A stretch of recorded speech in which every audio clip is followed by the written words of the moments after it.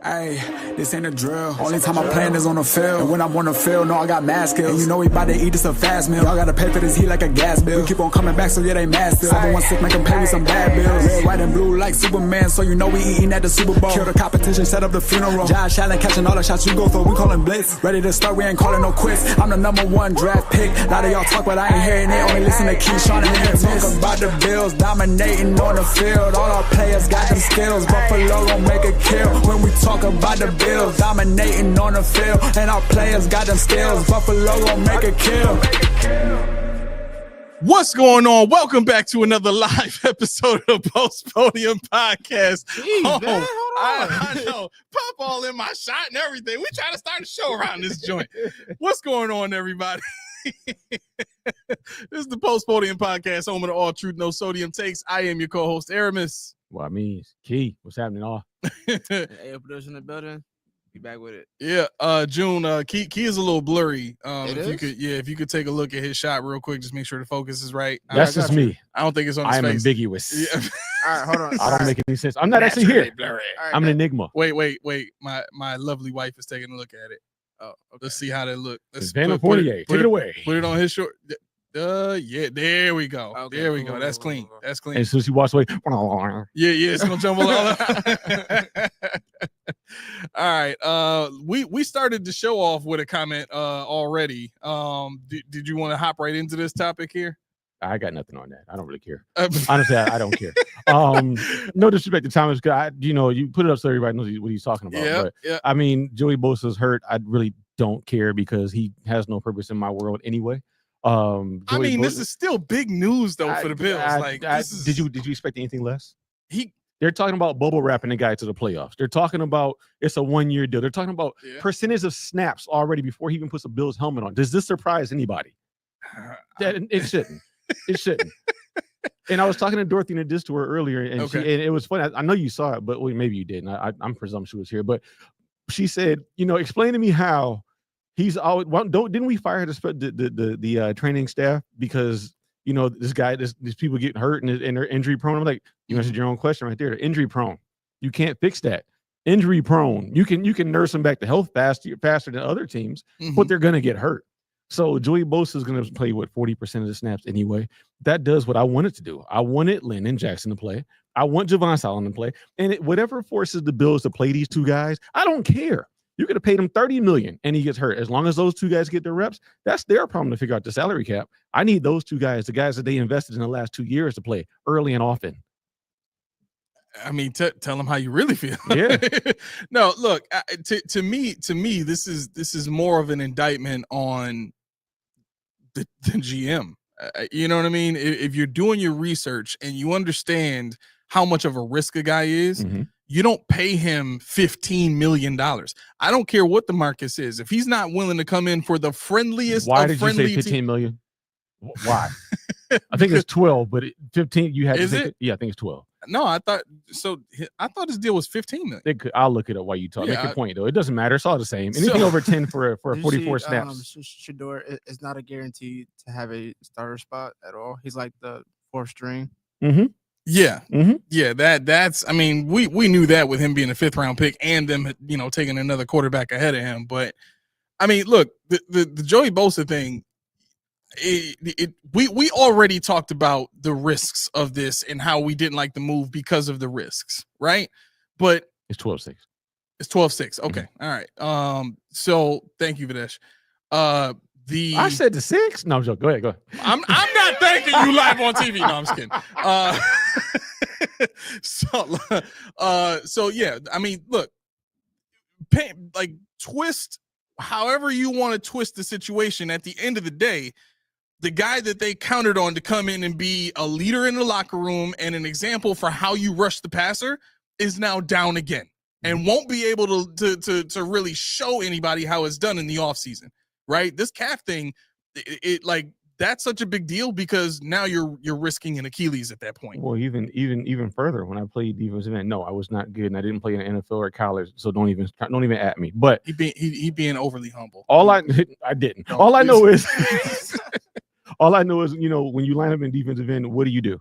What is your stance? Are you on the heel of your foot? Yes. You're in the balls of your foot. When you got one foot that's fully down all the way. No, when you're in the 3-point stance, you got both. You're on the balls of your feet ready to explode. And what muscle supports the ball when you're on the balls of your foot? The calf. Mm-hmm. So that explosion comes from your calf. So regardless of which one it is, he doesn't have an explosion. How old is he now? 30. Yeah, I think he's 30. How old? I just had him up too. Hold on, I got it. 29, 10 months and 16 days. So he's as old as Josh. Yes.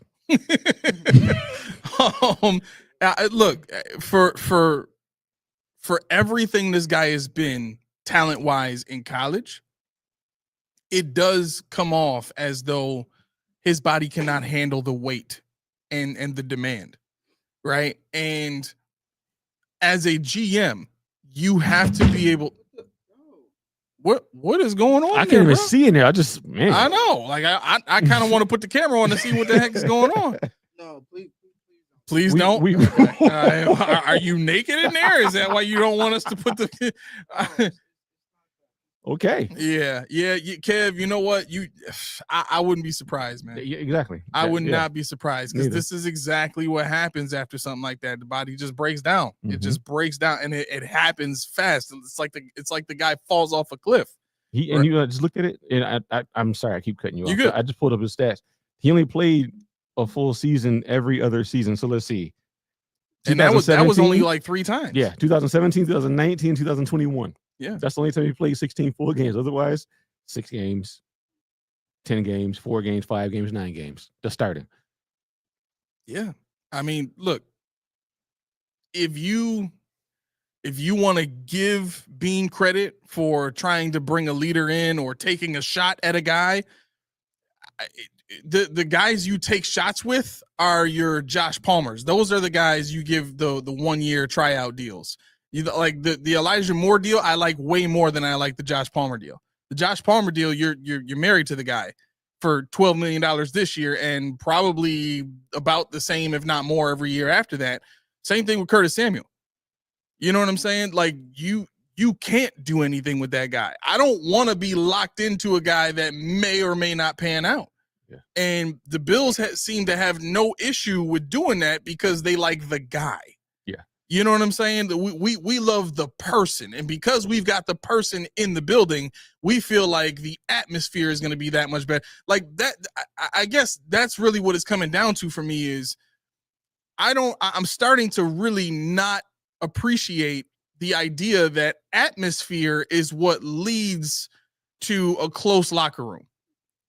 Like the atmosphere you keep is primarily dependent on the leadership you have in the building and how they lead, right? They could be terrible people, but if they can inspire all the players to go out and play hard on a Sunday, what does it matter? You know what I'm saying? If the team, like Ray Lewis was indicted for murder. You know what I'm saying? But when he got out there on Sunday and he did his dance and he rallied the boys up and he started talking to them, man, they would run through 3 brick walls for that man. Yeah, I'm not gonna incite a riot with you know who, but talking about Ravens, but love you. But no, but I mean it rings true. You know, you think about the fan base and how they step behind that. You think about the fan base and how they step behind Antonio Brown, Ben Roethlisberger, people like that have questionable checkered off-field situations going on. But Buffalo can't get past that, and that's not an indictment on Buffalo. It just means we have better people in this city than I thought. Yeah. But those kind of people don't always win Super Bowls, and a team of those kind of people, if you're lucky enough, they will. Right. You know, but you have to be able to embrace. I mean, I'm not saying Michael Vick was going to do anything for the team. He might have fell on our drought years list if he was here. Mm-hmm. But the thing is, because of the dog situation, don't bring him here. Goodell said that's a bad look for you. Don't go there because they're not going to receive you well. Goodell, the commissioner, blocked it without blocking it.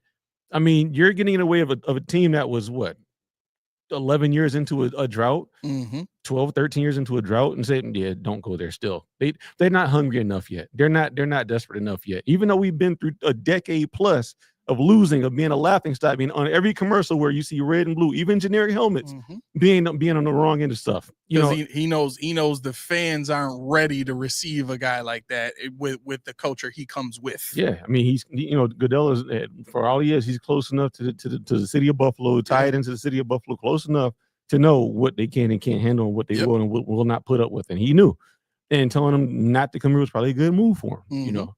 Yeah, I mean, look. However, fans want to take that, information. It's the truth, because there were a lot of people still when he was playing for Philly. I'm so glad we didn't get him. I wouldn't want him here. Like, yo, did you see him throw for 400 yards and 6 touchdowns? Right, you got that, and you got this. And this what was this? Tyrod, maybe?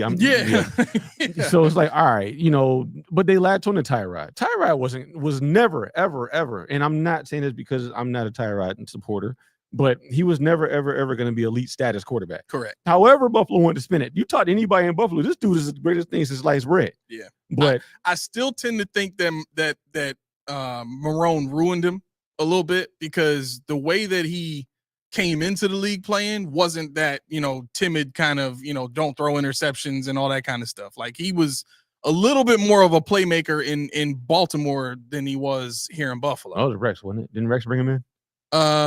Did Rex? I think Rex brought him in. Hold on. Marrone ruined him anyway. I don't care. No, so Marrone left when he wasn't here already with Marrone? I don't think so. That was EJ. EJ was here, and then Tyrod came. I thought Tyrod was Rex's signature signing. No, I remember Rex criticizing Tyrod for not throwing the ball more. Probably did, but let's see. Yeah, what year did he come here?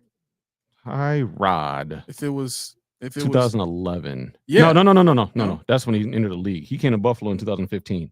So yeah, that would have been Marrone's last year. Is it Marrone? Okay. Yeah, because Rex got hired in 2015 too, and then. Oh no, 2015 was Rex Ryan. Okay, yeah. So yeah, from 15 to Rex 17. probably did ruin him wearing that helmet and having that build. Yeah. Tyrod's like, I want that truck. I want that damn truck. Yeah, no, but can't have it. The point I think we're trying to get to though is this culture thing. It's not as important as everybody thinks it is. I mean, I don't want to get too far away from the Joey Bosa injury, but we know that's why he was brought here. It was, we like the person first, and then we like we think if he can. So Bean even said this: if he can get back to his, if he can get back to form, it's always that.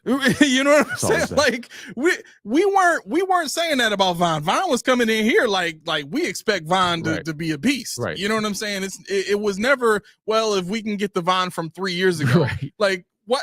Why is that even a thing? Why are you paying this guy $12 million? You know what I'm saying? Like, it was Von all over again, because he probably wouldn't have came. They really wanted him. He wouldn't have came for less than what he got. And they said, we buckled and we gave it to him. I mean, that's what it has to be. And he also said, I don't want to be there more than a year without trying it out first. So give me the bag first. And it will, if I like it, if I sustain myself, you want to pay me more in 2026, we can talk. But right now I'm just going to come because I didn't really have a lot of offers. I didn't get what I wanted on the market. People were saying 8, 9. It was reported. The Niners lowballed him. Whoever else it was lowballed him. So yeah, so he didn't get the money he thought he was going to get. Lo and behold, Buffalo once again offers, and they back up the Brinks truck, so to speak. Even though it wasn't a bond, it was like that $19 U-Haul truck. It wasn't a $29 U-Haul truck. It was a small boy, the almost van, but it was still a bag he got. Yeah. I mean, I want to ask you this question based on your viewing experience. How hard is it to get 10 sacks in the NFL? If you play 16 games? If you play, 17 games now. 17 games? For a 5-star recruit, how hard is it to get 10 sacks? If you're a 5-star recruit without injuries, you should have 10. That's bare minimum. That's minimum. It's unless you're in a Bills rotation, which they shouldn't have if you have star defensive ends and stuff like that. So what about a 4-star recruit? You should still have 10 sacks. Okay, what about a 3-star recruit? If you 10, I'd say that's 9 and 10 sacks. So generally, probability wise, it's more in the favor of a pass rusher to get 10 sacks than it is to not, right? Yeah. Okay. So you're not gonna like where I'm going with this. I might. But Joey Bosa got 10.5 sacks his first season, 12.5 his second season. It's 23 sacks in just 2 years. Since that point, he's only had double-digit sacks twice, right? So he's had double-digit sacks 4 times in his 8-year career. Yep. Right? Now, this guy comes in getting $12 million, right? I want to pull up his. Can you pull up his market value for me? I can. Can you give me those years again one more time? 2016 to 2024. 2016, 71% of snaps. 2017, 81% of snaps. 2018, 72% of snaps. 2019, 86% of snaps. 2020, 69. 2021, 77. And guess what? After 2022, it was no higher than 54%. It dropped off the face of the earth.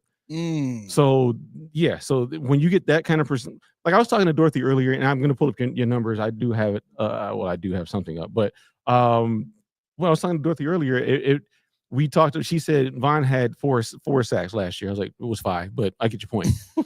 And then I did the math. I said Myles Garrett. Everybody wanted him, right? Yeah. Myles Garrett. I don't know if you saw the number I put in there, but per snap, he averages 0.016 sacks per snap. Now, Von Miller averages 0.017 sacks per snaps. So by virtue of having more snaps, he probably have more sacks. So that 5, I mean, he played what 33% last year as a whole. So if you would have bumped that to 60%, he probably gave you 7.5, 8 sacks. But we're nursing him for what? Nursing him for the playoffs that he never got to really do anything in. So what are we doing? Yeah. I want to thank Bills Mafia 518 for subscribing to us. Thank you very much for that. Bills Mafia 518. Yeah. But yeah, so here's why I bring this up. Did you get Bosa's market value? Here, let me see. Yeah, you do it because I don't know where it is. I got you right here. I know how to find it before they get signed, and after that, it's over with. Oh, I see what you're saying. Yeah, because I was trying to go on Spotrac. Oh, that's a very interesting point. Why can't we get market value? They don't want you to know. I know. Let me see. Let me see if I can co-pilot it. Let me see. They said it's top secret. You can't get into it. It's top secret. That's it. G14 classify. I'm going to the old Samsung. GIGO. Okay, so there's wait, renegotiation. Oh, that's the Chargers. My bad. Okay, so you can talk through it. I got you. Yeah. So stall me out. Yeah. So anyway, the reason I wanted to bring that up is this $12.6 amount, right? For a 29-year-old pass rusher with the injury history that he has, doesn't seem like what I would imagine being the market value for a guy like that. I would think the market value is lower, right? Now, here's the other part of this. Bosa's market value is relative to money he's already made, right? It's an agent's job to not let that dip too much and try to keep it, relatively, close or within a certain range of what the player is used to making, right? Now, for a player who maybe didn't have, the kind of buzz that Joey Bosa had coming into the league and being like the top pass rusher of that class, you know what I'm saying? Maybe the name is not as big. Maybe he doesn't get that dollar amount, but I think Bills fans in general are kind of used to seeing this. We're used to seeing these names come in because they're broken down from other teams or because they're not performing the same way they used to, and the Bills kind of welcome them as a big name. We just enjoy having a big name, and not to call anybody naive or anything like that, but that's just that's drought culture. That's what we experience. That's the truth. So my point in saying all this is our GM thought that it was a better idea to pay an ailing, old pass rusher that was more name than production for 4 years of, as we just pointed out, 3 stars, 4 stars, 5 stars, really does, as long as you get in the reps, you should get double-digit sacks. Mm-hmm. The most sacks that Joey Bosa has had in his career was 12.5. That's it. He's got 10.5, 12.5, 11.5, and 10.5. The most he's had is 12.5. That's not like Von Miller's had like a 17, 18 sack season or something like that, if I remember correctly. Mm-hmm. But again, you look at this guy and you see the name and you love the guy, so you give him 12.5. Meanwhile, you got a guy in your building wearing the number 4 who's done. Oh, be careful. Be careful now. Who's done more than enough to prove to you that he can be a top guy in the league, right? And I mean, namely being tops in the league in touchdowns in general. Can we talk about that can I just make a statement? Go ahead, please. Okay. I'm tired of people saying James Cook, OJ Simpson, only 2. I put this in the Discord. I'm giving too much away. I'm not gonna say everything I put in there, but okay. I probably can't say everything without getting sued. But anyway, when we're talking about James Cook and his touchdowns, he had 21 last year total, with playoffs, receptions, and rushing. People say, he did it in 17 games. Well, it was really 19 or whatever the case may be. Mm-hmm. Saquon Barkley was the only one with more touchdowns than James Cook last year, and he did it in 2 more games. Also, if it was such a big deal, if it was such a non-story, why is it that only 43 people in the history of the NFL ever done it? Right. Why is it that he's a second bill? Not Fred, not Marshawn, not Thurman, not Cookie, not none of them. Mm-hmm. None of them did it. But because he did it in 17 on the year before a contract, we're going to diminish it because why? He can't block? Are we still doing that? Or is it because he's not showing the OTAs, which are voluntary? Are we still doing that? I mean, what are we doing? What is the crusade this time? Just call it what it is. And to your point, yeah, I mean that's maybe 15 is maybe lofty, maybe slightly. But even Joe Marino, who said running backs are not worth that kind of money, said a fair value for him is 12.5. Right. We doing this over $2.5 million? You can't split the difference. You can't split it. Right. 1.25 to either way and call it a day. I mean, we got hard, and this is the thing. We got Hard Knocks coming in. Roy said, "Tell me my thing. Singletary could have done it." I forgot that one. Isn't that how bad? I forgot he was even here. But no, I mean, you think about Hard Knocks. This is important right now. You got to get them in because you want to build that team before the cameras come in. You want to get the rookies and the vets assimilated before the camera, because all that rah-rah stuff, all the employer, because we're a Super Bowl caliber-ish team. We don't have time to be farting around like the Jets do, like the Texans did. We're building towards something. We're not here because we're a redemption story. We're here because nobody else could do it this year, evidently. This is our time. So let's not, McDermott even said it. He said it's going to be challenging because you don't want to give away your strategy. You don't want to give away your terminology. You don't want to give away everything. You can't mesh the way you need to mesh in this culture. And that's what McDermott said in this press conference. They said, how is this going to affect you, and your ability to be open? He said, me, I'm an open book. I'm always open. He laughed about it. But the thing is, you gotta move everything up now. Mm-hmm. And so to get Cook in the building, what is it going to take? If he's saying I want 15 guaranteed, okay, even the biggest supporter, Himbo fan club himself would say, okay, no, I can't do that. We don't have the money anyway. We got a defensive end that's $12 million who's not showing up. Well, he's there, but he can't do anything. Right. So to me, he's just as bad as Ogunjobi and Hoyt and even Cook when it comes to the come down, because he can't do anything. So what are we talking about? Like you said, and that's why I wanted to jump in there, because like you said, we got a running back who's done stuff. The reward was forced upon by the contract. That accelerator to make him $5 million this year was forced. That's because he hit a certain number, a certain threshold. That wasn't a goodwill by the Bills to say, we'll give you more money. That's what's in the contract when you're a rookie. Right. Lindsay, what's happening? Oh, snap. Lindsay, what's up? Seeing you in forever. She says, now she's saying, I haven't been on here for a minute, but I'm going to throw my opinion out there. James Cook should have got the bag, not Benford. That's the perfect one to jump in on. Not okay. The Benford part, I'm not getting added for that, so I'm going to just leave that part alone. But the first part stands. The first Can you address it?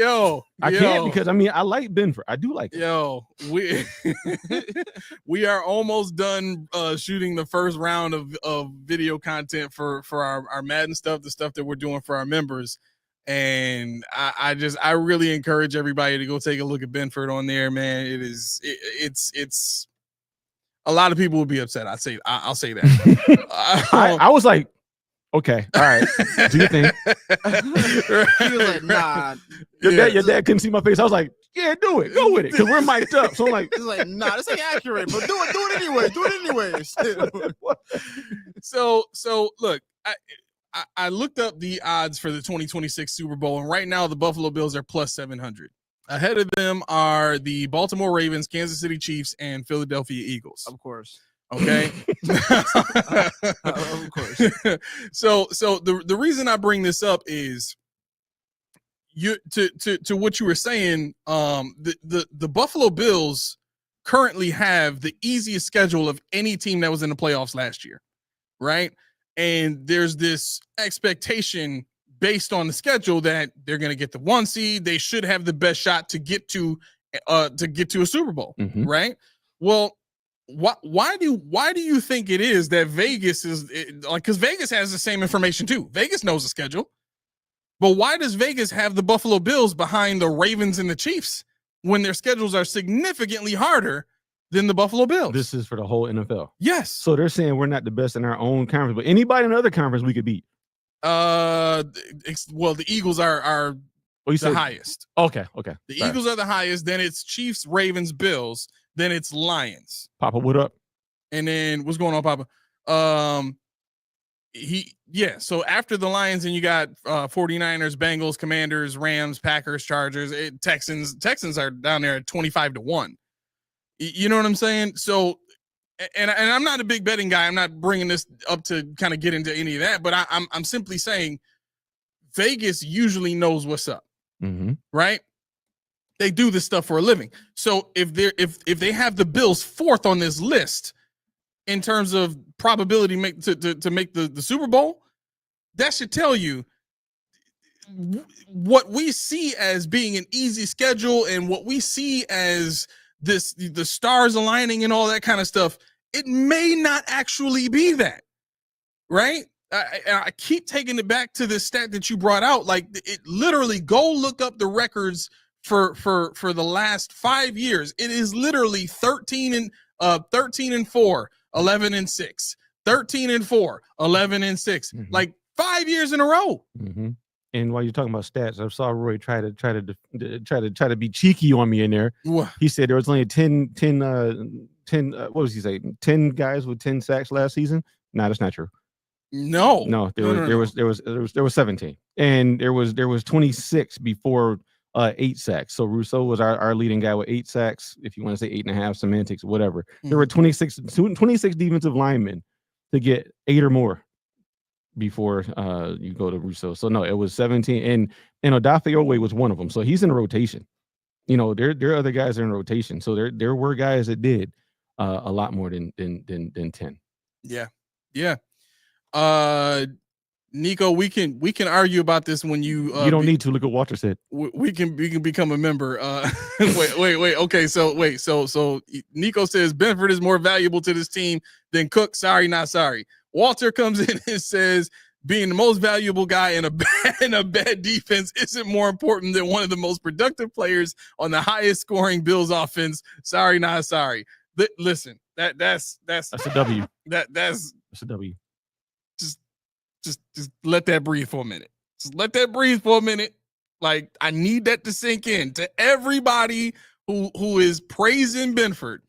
There's a reason that he's considered a top player on this defense. Do we see what happened with Levi Wallace when he left and went elsewhere? It doesn't matter. Where's Levi Wallace now? Does anybody know? I look it up. That's a good question. I mean, this he in the garbage.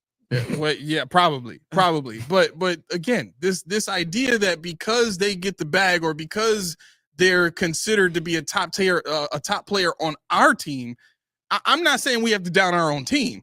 All I'm simply saying is you have to consider these players relative to their peers on other teams. Where does he fall into place in terms of what you see on tape and what you see statistically? Because stats can be, they can be messed around with. Yeah. Quit fact checking me.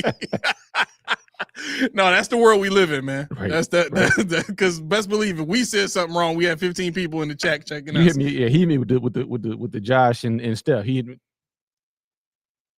hit me with that in his comment. Yeah, you had to deal with that. Defend myself. You had to deal with that. Spin says, I don't get it. People don't realize that if Cook leaves, all that production is not gone. Someone else is just going to get that production. No, it'll be more than one person.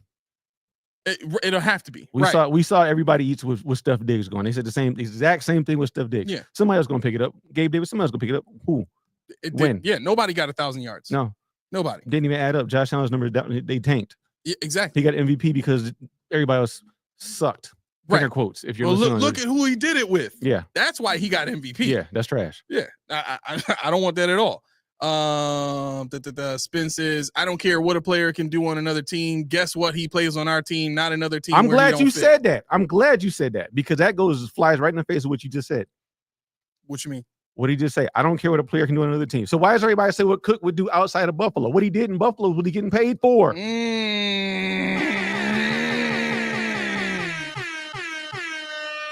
Drop that mic, Key. Drop that mic, Key. I just don't understand it. I love that. I mean, look, you dug your own hole, bro. You gotta live with it now. I'm sure Spin probably spinning around in his room right now. He got an abacus out. Look at Key ass now. I'm about to load up on him.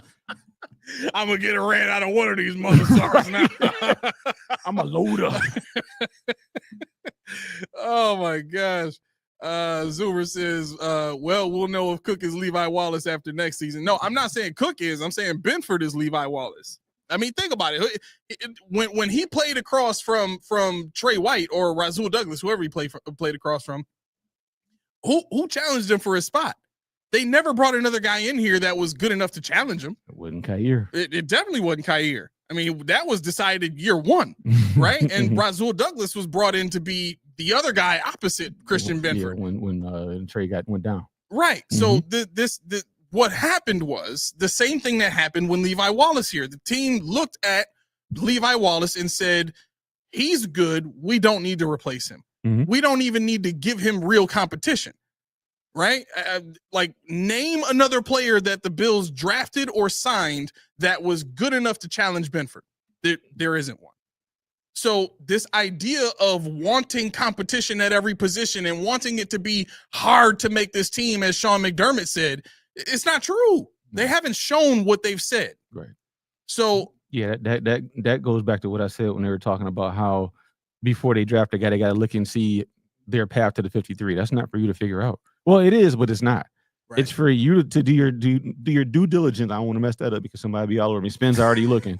I got to cross my T's and dot my I's now. Right. But I mean, it's up to them to do due diligence, and it's up for the player to see what chance they got and grab it by the horns and take advantage of it fully. And when you're talking about Daquan Hardy and guys that brought in, none of them were to really usurp Christian Benford at all. Yeah.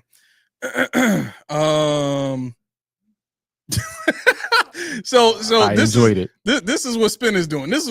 So when in doubt, deny. Yeah. He don't think he said it does not contradict anything I said. I mean, bro, like it does. I don't see how you don't see that. I mean, okay.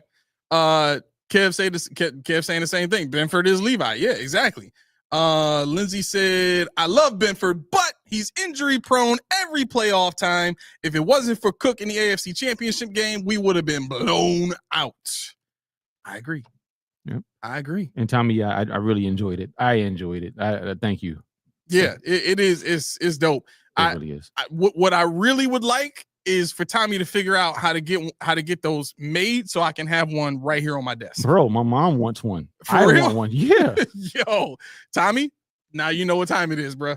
Yeah, you get to work. I the attention to detail. If you guys don't know what we're talking about, he has his computer image of these little like Funko Pops. I seen. Let me see if I can send it to my email, and then He has to make one. I'll try and put it up here. That was it. Had the do rag was on it. Oh, that was my selling point. I didn't see the do rag. The do rag was on it. I didn't see the do rag. Had to go watch. I was like, yo, the attention to detail was insane. Bro, he has you spot on. Oh, he did.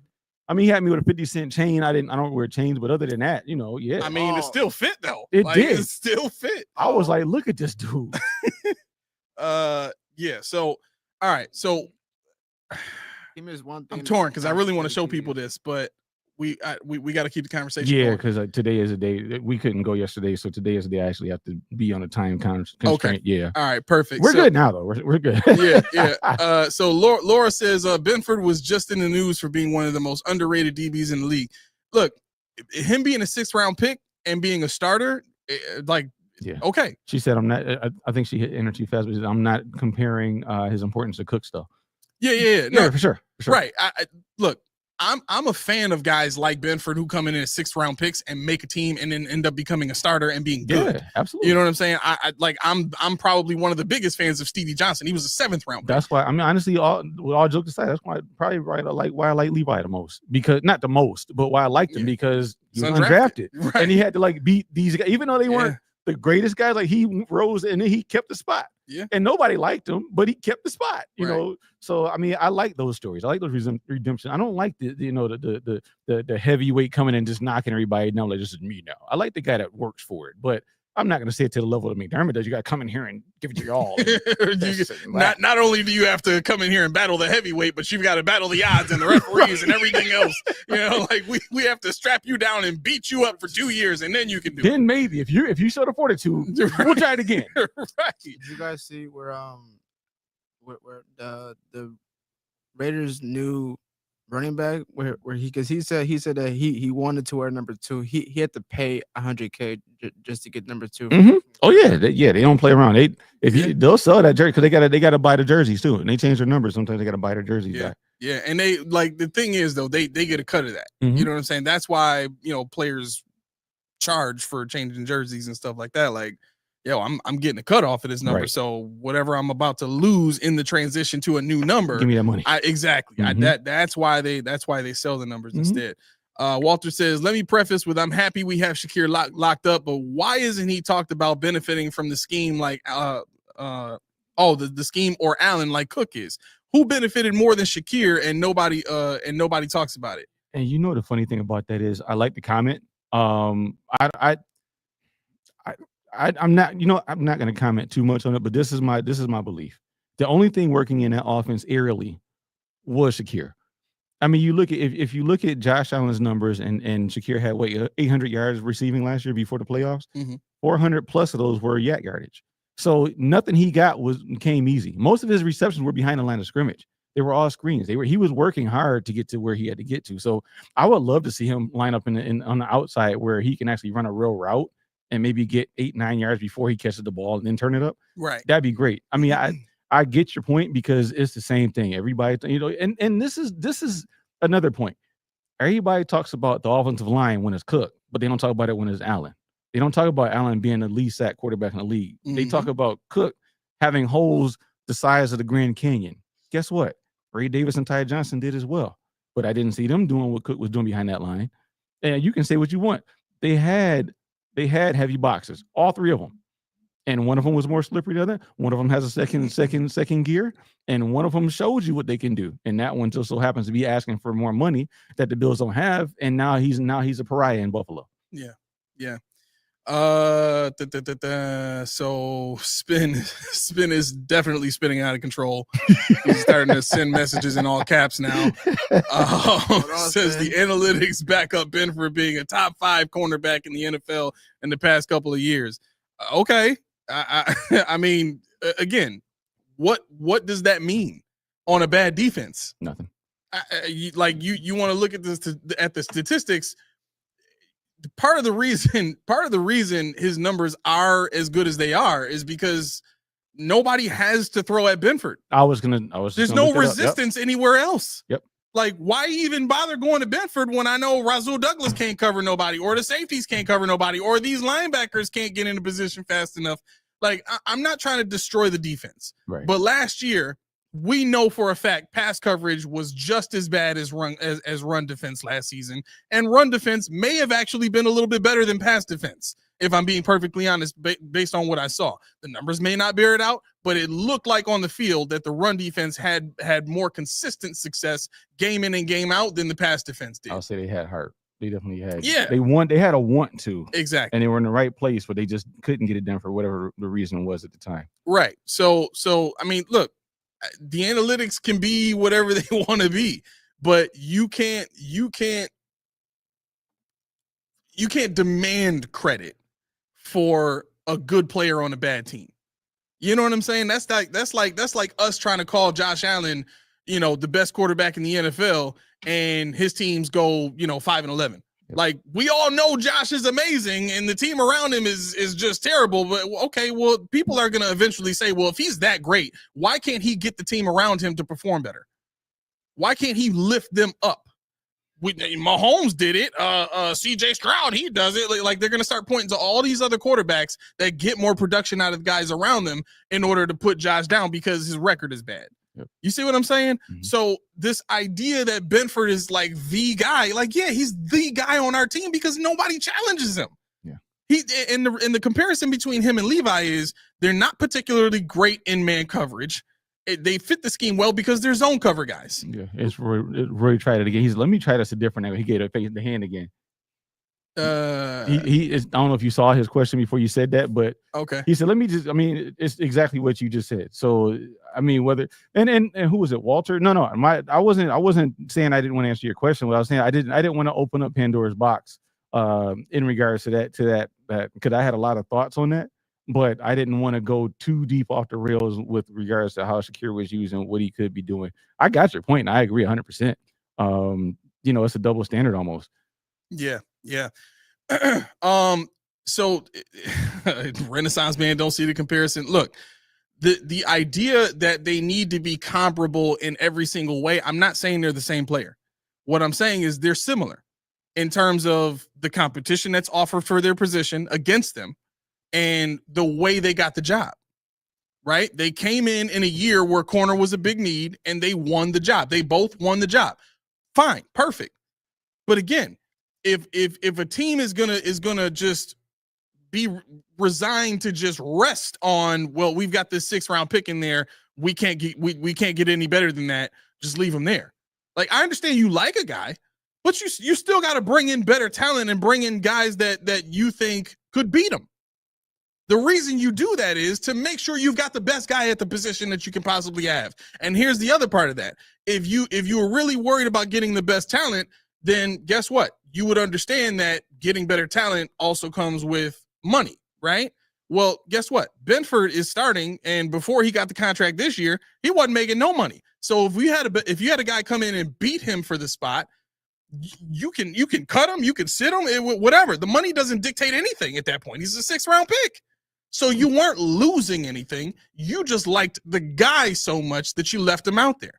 Laura said, wait. Why are we all fighting? We shouldn't be fighting each other. Fight Tyreek Hill.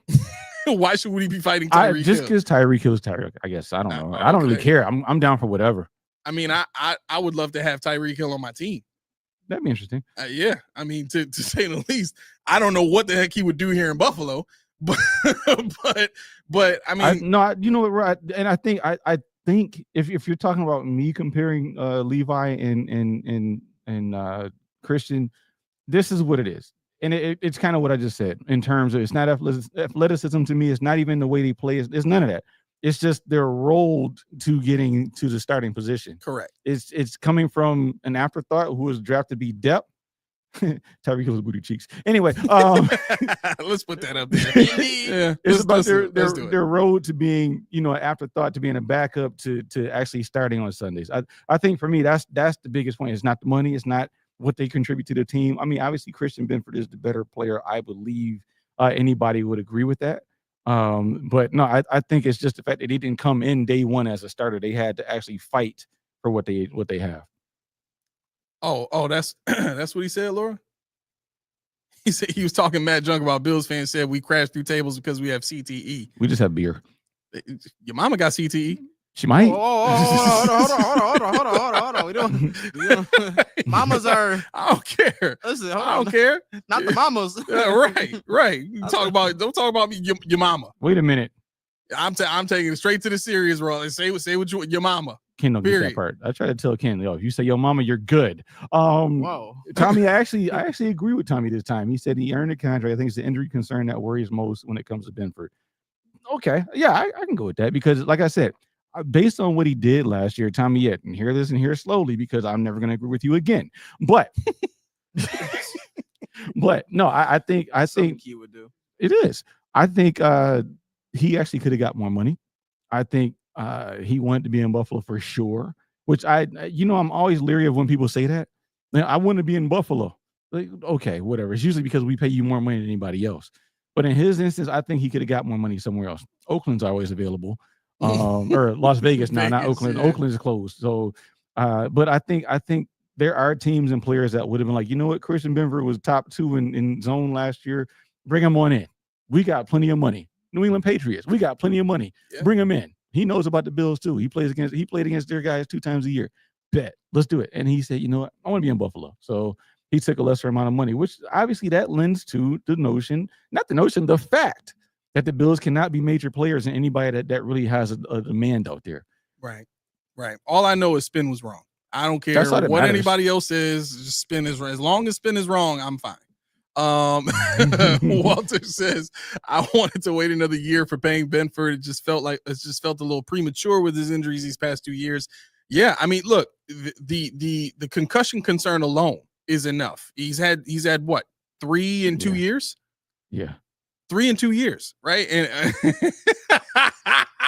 I think we're getting under Spin's skin right now, man. He's trying. I see more words in caps now than I did before. He said you all can live in denial. So yeah, look, the concussion thing, the other injuries and stuff like that. I mean, we talked about this before. Mm-hmm. He split time between safety and corner in college. You know what I'm saying? And when you see a guy get put at a position and his body starts to break down, you have to think one or two things. Either the position demands too much for his body to handle, or PEDs, right? In Matt Milano's case, might be looking at PEDs. But I still contend that you have 2 linebackers that are supposed to be safeties. With the injuries that they sustain, I think a lot of it has to do with the demand on their body. It's too much. Same thing for Christian Benford. He's a safety. He would have been a much better safety in the league than corner, period. Right? And the reason I know that is because I know how well Sean McDermott's system works for young corners. Mm-hmm. I mean, James Bradbury and Daryl Worley came in as rookies, and people raved about how great of a job the Carolina did in replacing Josh Norman. I mean, we talked about how great of a job the Bills did in getting a replacement for Trey White and Christian Benford. Like, yeah, the Bills first round pick didn't work out, but man, they did such a great job finding Christian Benford. Why do you think that is? Why do you think that just about every corner that comes in here has an improvement in their play? Rasul Douglas, improvement in his play. He wasn't performing like that in Green Bay, or they wouldn't have let him go. So yeah. It's not just the guy. When you consider the players on this team, you have to consider the position they play. You have to consider what they're asked to do, and you have to consider the competition that they go against in training camp. All of that matters. It all matters. If you're not going to consider all of it, if you're only going to look at analytics, or if you're only going to look at the tape, or if you're only going to look at one thing, like you yourself, you're huge on, like, I need to consume as much content as I can so that I have a clear understanding of what everybody is saying. And then I can form an opinion based off that. Mm-hmm. But so many people are just, no, Benford is great. Top five, based on a PFF ranking. That or a known podcaster. And I'm not saying that, I'm not saying that towards like any one person, but it's like, you latch onto your favorite person and what they say is gospel. like I said, and Roy knows this, and that's why they call Joe Marino the pod father, because he does great work. He does this. He, like they say, I does this. Joe Marino does this, and because of that, everything he says is right. Everything he says is gospel. And there might be somebody else somewhere, that might know. I mean, Jeremy, Joe, and Jerry Ostrowski have a podcast. You got overreacted with John Fina and Ostrowski. There's football players out there, and Joe Marino, he'll tell you, I want to pick their brains. I like picking their brains. That's how he gets his knowledge. But like you just said, when I sit down and I do this, I have to.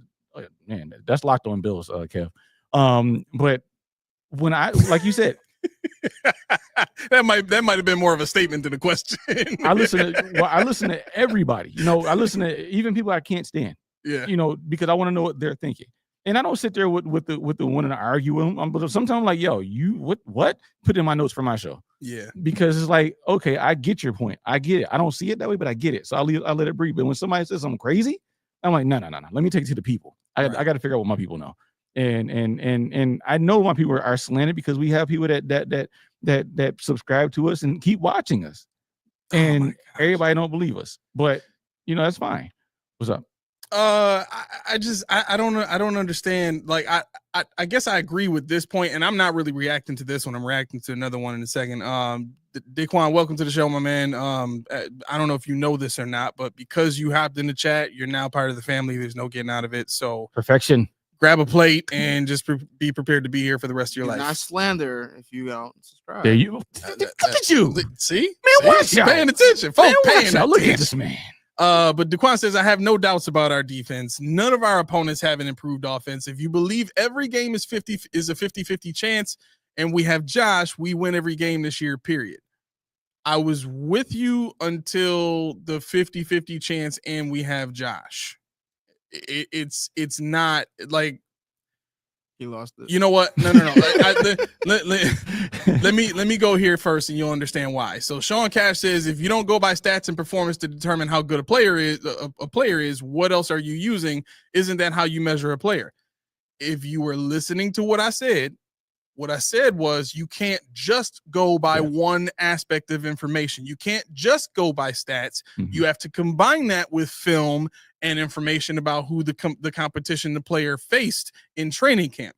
It's a combination. It's a convergence of information. It's not just stats and it's not just video. It's all of the above. You have to consume as much as you can from every angle of the discussion to make sure that you have an objective enough approach to what you're saying.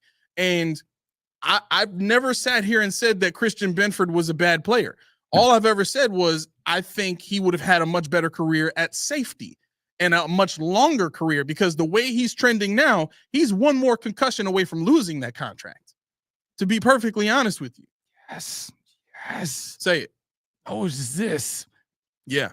Yes. Thank you. Because it makes my head hurt, my nose bleed, my eyes water. I lose taste in my mouth. Everything happens when people say, we got JA, so we're good. No. Yeah. This is not Kobe. This isn't LeBron. This isn't Jordan. This isn't Kareem. This is not, you can take over all facets of a football game. You can't. Mm-hmm. You can't, because you got to sit down. Now, I know you sit down in every sport there is, but you don't sit down for a whole portion of the game. Josh is never going to play safety. He's never going to play linebacker. He's never going to play cornerback. Josh is never going to rush off the edge. And I remember when, 2-3 years ago, people were like, why don't they just try Josh Allen at linebacker? What the fuck are you talking about? They would sit and hold on GR and wait to say that foolishness. Right. Why don't they put him at middle linebacker? He's a big guy. No, he's not, first and foremost. He's 6'5", 240. That's not that big. So he's not like some revolutionary size defense. Quarterback, yes. Defense is a different monster. That's average. Maybe not for linebacker, but that's a defensive player in a front seven. Yeah. Spin trying to get a rave out here. I see Deion and Levi. I'm like, yo, where's this going? Yeah, like, okay, so if Deion Sanders had only Levi Wallace as his best competition, that makes Sanders a bum? Yes, Spin, yes. That's obviously what I'm saying. Yes, Deion Sanders is a bum. No, he's not a bum. Are you kidding me, bro? Like, what would possess you to even say something like that? It's silly. It's so silly. Look, this idea that Deion Sanders, perhaps the best corner of all time, comes in and we're comparing him to Levi Wallace. Like, okay, Levi Wallace comes in as an undrafted guy. Let's say they both come in as undrafted guys. If Deion Sanders still is Deion Sanders as an undrafted guy, guess what? I don't need another corner. Because he's Deion freaking Sanders. He's shutting down the best receivers in the league. Nobody can get a touchdown on him. And he's scoring freaking points for my team on top of that. Levi Wallace didn't do that. Christian Benford didn't do that.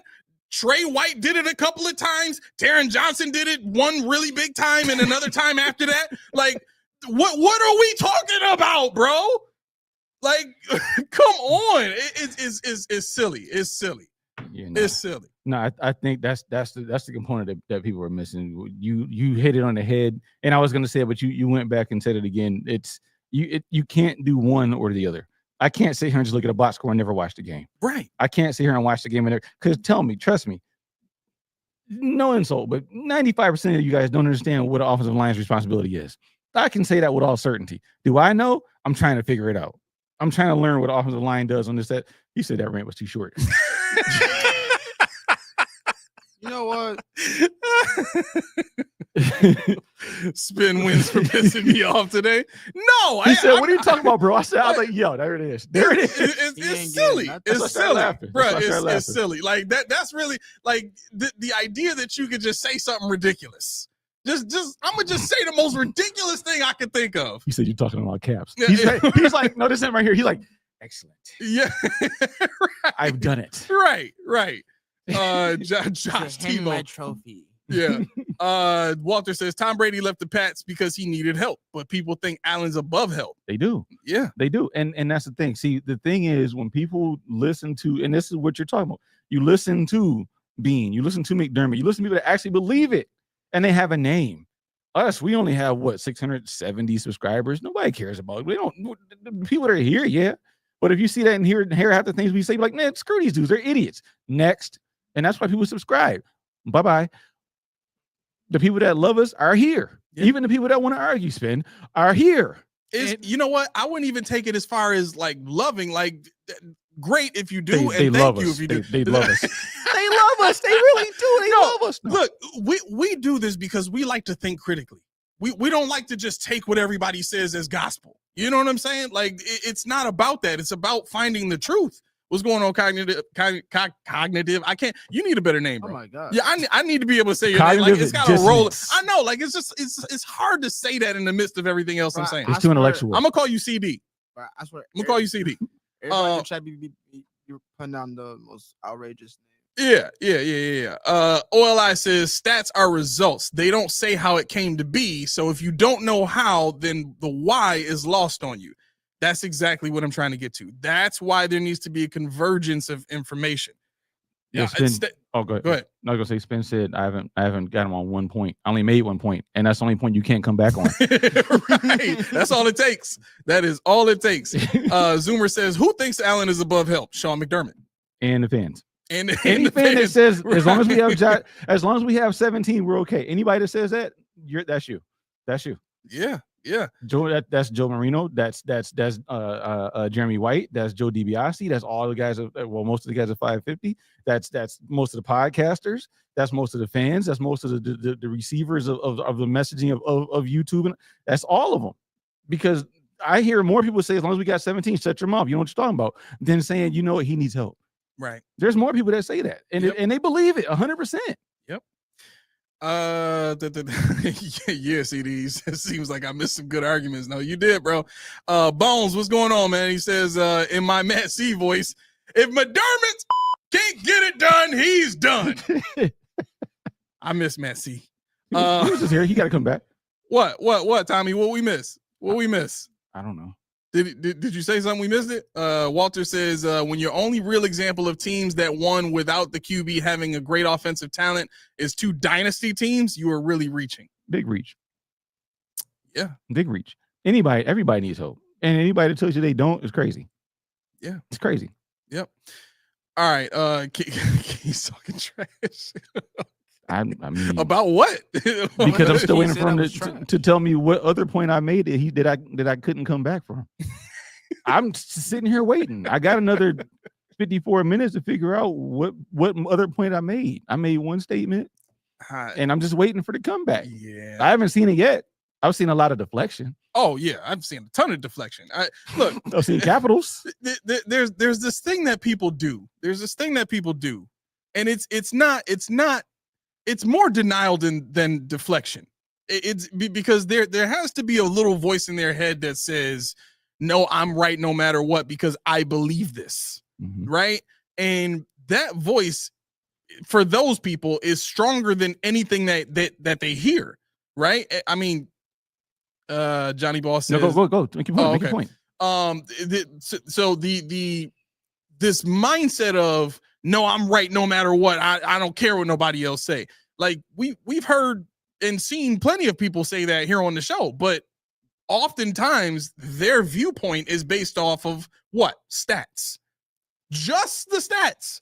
Like Renaissance came in saying, where is it? He said, the eye test for me has Benford as a top 6 cornerback. Literally, my only concern with him is injuries. Maybe that's why they drafted 3 DBs. I don't think that's what it is, man. To be perfectly honest, if you look at what they struggled at in the AFC Championship game, it was guys with enough athleticism to stay with the receivers that the Chiefs had. I mean, guys with enough athleticism, period, to stay with NFL level receivers. Like Benford is a great story, and he's a great cornerback in a zone system. He's technical. He's a hell of a technical guy. Exactly. But he's not a guy that you can put out there to go and cover Xavier Worthy. He's not a guy that you can put out there to go cover Rashee Rice and think he's going to hold him the whole game. Right. Like you need guys with higher levels of talent. And that's why Harrison is big for me. Exactly. That's why he's big for me. Exactly. So that's really what we've been trying to get to is nobody's saying that Benford is a bad player, but you obviously need more. Otherwise, they wouldn't have drafted 3 of them. And believe you me, they didn't draft 3 corners to just come in and not develop. And yeah, Johnny Ball got to keep it 100%. Love the Bills and Bills Mafia, but football is a team sport. Generals cannot win a war by themselves, right? Aloha as well. Aloha, nu aloha. That means, I hope I didn't butcher that if you really know, but that means thank you very much, because that's it. That's it. Yeah, we want to touch on the actual thumbnail though, because I know some people in the Discord are like, what does that mean? It has me worried. So we got to get we want to dedicate some time to your exercise, because I think Roy's here and he's gonna probably blow a gasket. So that's cool. I thought this was an interesting thought, right? when you look at the Bills' investment on defense this season, and you look at the schedule. Somebody mentioned it earlier in the chat there that, matter of fact, I want to pull it up. I want to give credit where credit is due. It's due. It was Daquan, I believe. Yep, here it is. It says, I have no doubts about our defense. None of our opponents have an improved offense. If you believe every game is 50-50 chance and we have Josh, we win every game this year, period. So the point about the defense, it's definitely an improved defense. Right. And then you combine that with the quarterbacks that we're going to go against this year and the weapons they have. It's not plentiful. And on top of that, all of the games with which there's a heightened level of difficulty take place here in Buffalo. So for a defense in particular, when you have the crowd behind you, helping you, acting as that 12th man, so to speak, that's a big boost for a defensive player. And you have all your hardest games in that atmosphere, in that environment, right? So you better believe this defense is going to be much improved this season statistically, right? But here's the deal with that. When your defense is improved, I'll deal with you in a minute, Spin. When the defense is improved, you don't have to score that many points. Think about the way that the Buffalo Bills played the divisional round against the Ravens. They didn't go into the second half saying, all right, we need to score 20 more points, right? They weren't calling the same kind of plays. They weren't playing with the same type of aggression on offense that they played with in the first half. In the first half, they were taking chances. They were calling stuff downfield. They were doing their best to get the game in hand, so to speak. Right? Now, the reason you do that is so that you can have enough of a lead or a cushion so that if something goes wrong, you still have an opportunity or a chance to adapt and still stay ahead, right? But if the defense is playing great and the competition you're going against, or most of it anyway, this season is not the greatest, guess what? You don't need to score that many points. So if the Buffalo Bills if Sean McDermott determines, man, we only need to score 20 points a game. Well, guess what 20 points a game is going to get you? Not very much in terms of yards at all, right? Yep. So my concern is the improvement of the defense makes the necessity of points decrease. We have a defensive-minded head coach. We've seen traditionally defensive-minded head coaches don't think about scoring a ton of points. They'd rather win a game 17-13. They take pride in that stuff. So I think it's a big indicator if we start seeing this defense play lights out. Josh is one and done in terms of MVP. I don't care what their record is. They could be 15-1. People will look at that. People will look at that record and say, look at who they've played. The defense has been lights out. And Josh hasn't had to do that much. They're going to say the same stuff that they said about Lamar Jackson. Well, look what he has. Defense is number one, right? So that was the thought process behind the thumbnail. Let me know what you guys think about that, but I think that is something for sure to pay attention to going into the season. Kevin Irish said JA17 will flex if McDermott tries that crap. You think so? Me? Yeah. Where your Josh Allen t-shirt at, man? I mean, Kev's my guy, but no. Yeah, Josh ain't doing that, man. You're not. He's got a lot of things the way he wants it, but I don't think that's something that he's willing to kind of take charge on. See, yeah, I was of the mind that Brady could get Josh another MVP. I didn't know which way you're going, and this is the ode to people in the chat. Not chat, in the Discord, that swear that I have some kind of intel and know what you're thinking when you make your thumbnails. But I was thinking, in my mind, the way that they play, the way that they construct the team, if it is in fact McDermott that wants the offense like this, wants the offense to run, and wants the offense efficient, I think as long as they can keep Josh Allen reined in, because like I said, Josh Allen, I saw a cloud chart. Basically, what it is they separate the chart in the quadrants. You've seen it. The top right is they're very high in this metric, but on the x-axis and the y-axis there is, we'll say, yards, and the bottom will say interceptions. We'll just say whatever. The top left means they're extreme on the x-axis, but the bottom left means that they're kind of neutral. The farther to the bottom left you are, you're neutral on the x and y-axis, whatever the categories are. And further extrapolated on the y-axis, on the right side bottom and the right side top. Right side top means you're extreme on both axes. Mm-hmm. Josh Allen is all by himself in the top right quadrant that says is basically which quarterbacks thrive in chaos. Josh Allen is by far by himself. There's nobody anywhere near where Josh Allen is. And that further goes back to Joe Marino's point where he said that Josh Allen is off. He's off script. He's not on time. He's not a timing rhythm quarterback. And like I said in the Discord to somebody, I said that Josh Allen is the perfect quarterback for McDermott while being the worst quarterback for McDermott, because his style of play is not what McDermott wants. He wants that quick timing, dink and dunk type of deal and run. Whereas Josh Allen is perfect because McDermott funnels the character to him. They funnel the good guys because Josh Allen can lead the good guys. He can lead, the guys that don't have attitude issues, that don't pose a threat. I'm not saying he can't handle anything, but he hasn't proven to anybody. He has proven that he's converted, that he's shown somebody the light, that he's transitioned somebody. He's he's very good and very quiet with the people that we have, but everybody already loves each other. They're gonna listen. But when Steph was here, George Pickens would have came in, or a younger LaShawn McCoy, or it wouldn't have been the same. Yeah. So when you want somebody to lead your culture, Josh is the perfect guy. And so McDermott knows, in my mind, he knows as long as Josh is the quarterback in Buffalo, I have a job. Because Josh isn't going to speak out on. He didn't even accept the most amount of money in the league. He was the MVP. James Cook is stymied because he wants $15 million on a year. Everybody says wasn't worth a damn. But Josh Allen just won the highest regard. It's not a Super Bowl. And he said it was $5 million. When is actually what I say? It was like $15 million or something like that. Yeah.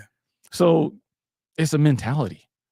So I think in the construct, if he can learn to be efficient and stay, eight turnovers is not going to sustain itself. Exactly. So you're going to have to do more. But if McDermott says, you know what, we got 17, we're good, and I can build on a defense, and Josh Allen it's always going to be, he's doing that with who? It's always going to be that, and he's fine with that. He's never going to leave Buffalo. He's doing this with who? Khalil Shakir and what's their name again? Right. And even with all that, Big Papa Bill says Cook isn't worth 15 million. That's all they hear. That's all they hear. That's it. They don't care about nothing else as long as it ain't Cook getting 15 million. There was, where is it? Yeah, see, this is the thing here. I think a lot of people should be trying to draft Burrow in fantasy football, Roy. And really, that might be something you want to do too in our fantasy football league when you accept the invite I sent you.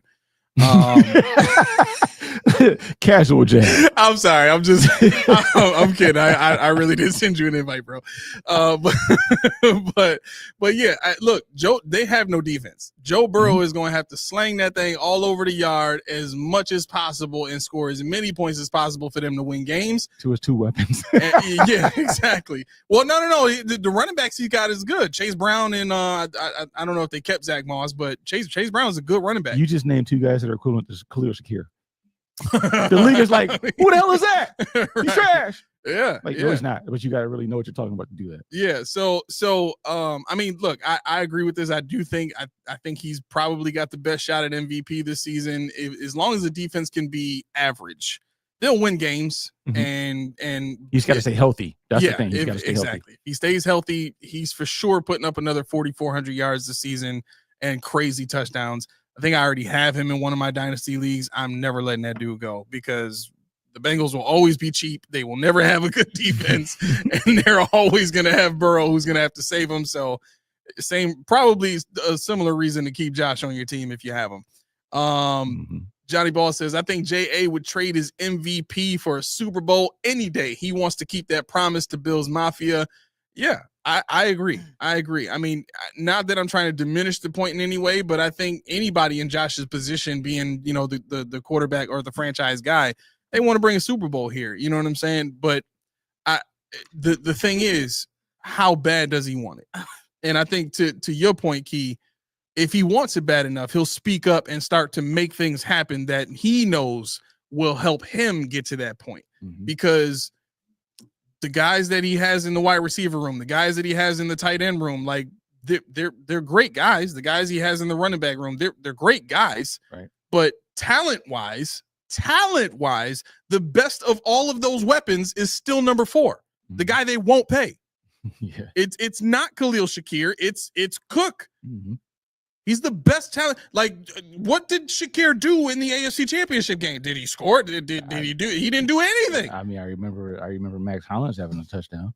Right. Yeah. So say what you want about Josh's desire for a Super Bowl, but I think I'm more and more stepping over to your side in terms of, like, if he really wants it. I'll put it like this: Josh gets who he wants as his backup. Period. Right? And from what I've been told by NFL players, that's how it is in every franchise. If you got a franchise dude like that, like Burrow, if he went to the team and said, I want this guy in my room with me. Yeah. He helps me. I like him. And they go and do that. That's who they bring. Like, who was the guy we had? Chase Daniel? What? Like, did anybody think he was going to come in and win you talking about in Buffalo? We had Case Keenum and Matt Barkley. Matt Barkley, that's who it was. I was mistaking him for Chase Daniel. They're saying Right. Whatever. That's probably why I thought that. But again, these are two dudes that Josh likes. Like, they're his boys. Yep. You know what I'm saying? And they went as far as, and it's documented, went as far as to tell Josh, if you recruit Von Miller, we will go get you Matt Barkley back. There you go. That happened. So if Josh knows that he has that much power, then he should definitely know that he's got power to demand other things on top of that, right? And look, people may say no one player is bigger than the team. In the game of football, the quarterback is always bigger than the team, especially when they're Josh Allen. If you think for 1 second Mahomes can't go and tell his team, I want Tyreek Hill back, I don't care what you do. If you don't, you won't have a quarterback this year. Right. And see if they don't go trade for that man. They will. You get what I'm saying? Like, Josh has the power. He has all the leverage. And we praise him for not exercising it.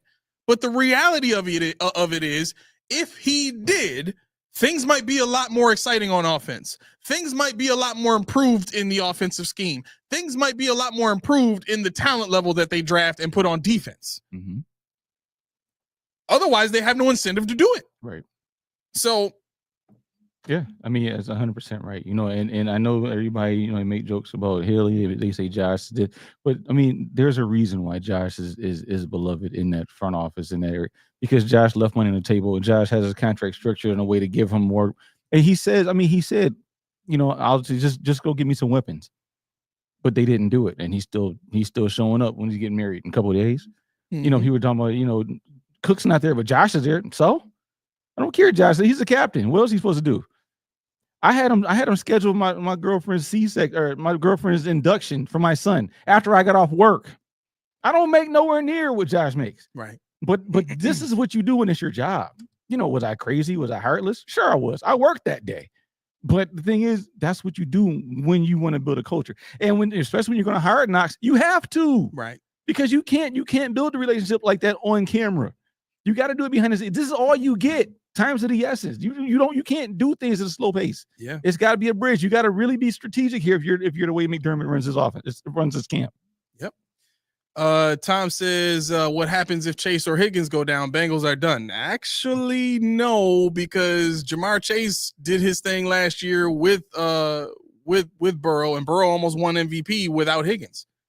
I mean, that's real. A lot of national pundits, a lot of people talked about this already this offseason, saying that if the Bengals had made the playoffs, Burrow probably would have won the MVP over Josh. So, I mean, statistically, his numbers were better than everybody else's. He had the best numbers of any quarterback in the NFL last year. So that, on top of Jamar Chase being having the I think he was top 3 in stats. I don't want to say he had the best, but he was definitely top 3 in terms of wide receiver production in the NFL too. So look, but they can figure something out as long as one of those guys is healthy. If Higgins is up there and Chase is down, they'll figure it out. If Chase is up and Higgins is down, they'll figure it out. Like, Burrow is that good. Mm-hmm. He'll figure it out, right?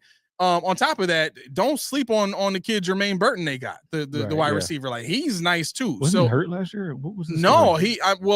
he was hurt for a little bit, but when he came back, he was balling. No, he's good. Yeah. That's what I'm saying. I don't remember hearing too much about him, but I know him in college. He's really good. Yeah, he was definitely, I think he was hurt for like the first 6 weeks or something like that. Yeah, that's it. Yep. But yeah, so I mean, they got guys. I don't know who they drafted this year, but Steve, what's going on, my man? He says McDermott is great for losing teams and losing. Yo, this is me. Like, I feel like I'm just talking through, saying my thoughts.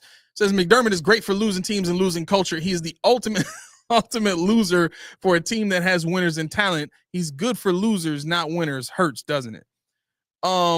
Look, the level of gravity in that comment and in the thought, I want to make sure I take the thought and make it concise, because I share the sentiment, but I would say it like this: the idea of McDermott is greater than McDermott.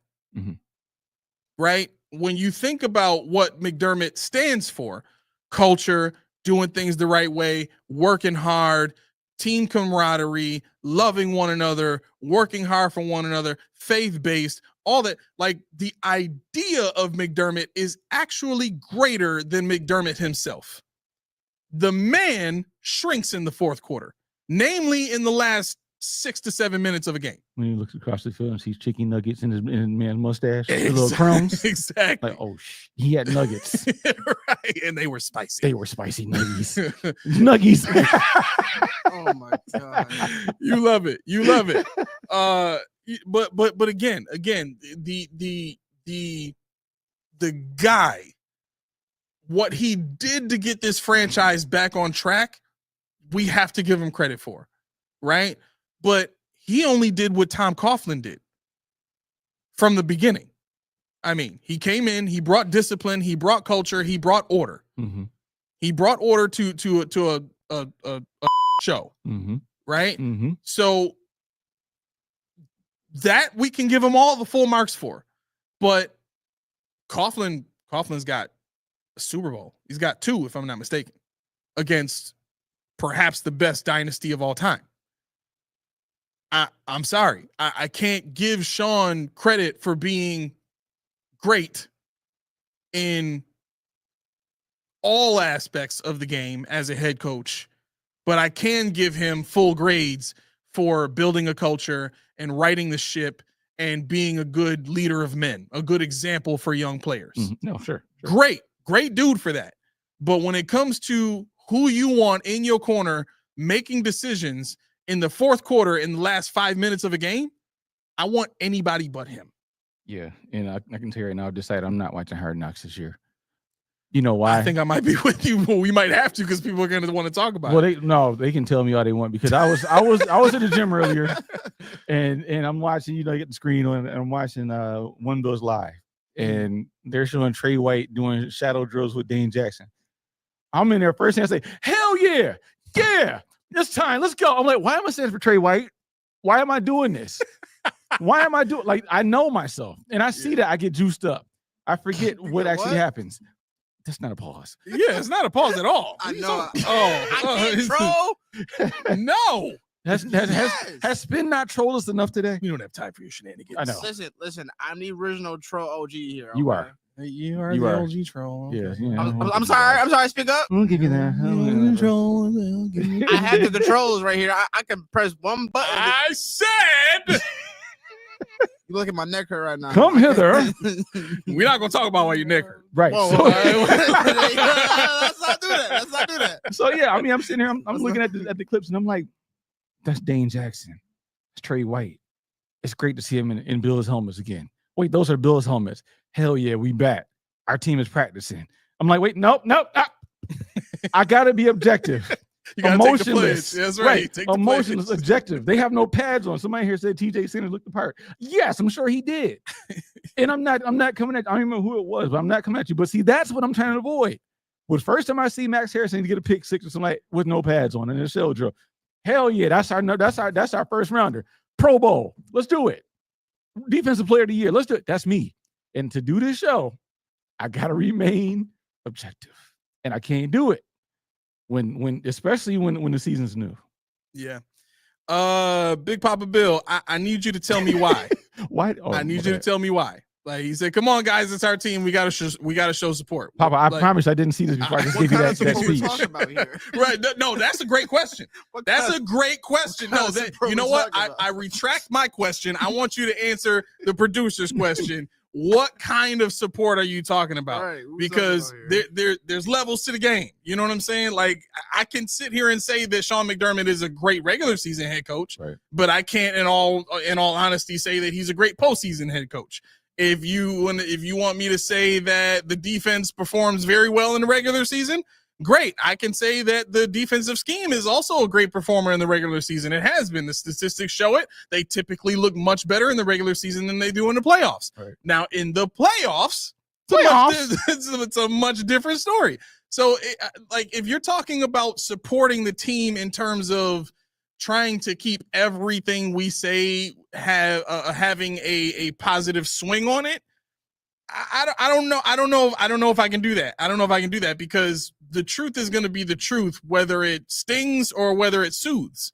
And if I'm talking to my wife, obviously I'm going to have some tact and some love in the way that I approach what I say to her. That's my wife, right? That's a completely different deal from me talking to a coworker or me telling Keyshawn that his pits stink or something like that. They usually do. Or you mother suckers. like I can go to my brother and be like, yo, man, I got some deodorant in my bag. I forgot. Damn it, I keep doing this. Right. And that's like me going to Key and saying it, or him coming to me and saying it. It doesn't matter either way. Like if I forgot to put deodorant on and Key come to me, my reaction can't be, well, why you gotta be so damn negative, dog? Hey, I'm trying to help you out. Like every single day, every time I talk to you, talk about my piss stink. Like, dog, they do. What? Like I'm trying to help you. I want to try some Irish Spring. I don't know what you use, the lever maybe. I don't know what you use, but it ain't working for you, my man. Right. The idea is this. I saw a story, and we got to get to this exercise. I was gonna say, we're gonna move on to this. So I want to tell the story real quick, and then we'll move on. Mm-hmm. So there was a video I saw of I think it was Just Blaze talking about him being in a listening session with Eminem. Mm-hmm. And he mentioned Eminem. He's like, "Yo, the second verse there, your cadence was kind of off. Like it's something about it. Like I couldn't put he was like I couldn't pinpoint it, but it, like something about it just like it's just off." And he said, in the moment, Eminem turned around and was like, "I don't hear what you hear, dog," and then turned back around, right? And so like just Blaze was like, "Yo, I thought I was getting sent home. Like I thought I was done, right?" But he said one of Eminem's right-hand dudes came and handed him the phone. It was Eminem. Eminem was like, he was like, yo, like I went home and I listened to it like 40 times after just trying to hear what you hear. And I hear it. I hear what you're talking about now. Right. Thank you. Because since I've been in the game, everybody's just been telling me what I do right. Like nobody has checked me. You're the first person that checked me in all the years that I've been doing this. Usually I'm the one telling everybody what they got to fix, or I'm the one, producing for everybody else. Thank you. He thanked him. Right now, this is M. Mm-hmm. Right. When M was at the height of his career, or the period that Just Blaze is talking about, Just Blaze is like on the way down. Just Blaze wasn't hot as a producer all like that anymore. Right. So this idea that somebody who's on the downturn of their career criticizing somebody who's at the height of their career because they see something wrong in the way that they're doing, and that person taking that not as like you saying something negative about that person, but you trying to help them. Mm-hmm. That's the essence of this show. That's the essence of what we're talking about. That's why it seems like you're always so negative. You're always talking about, you're always this, blah, blah, blah.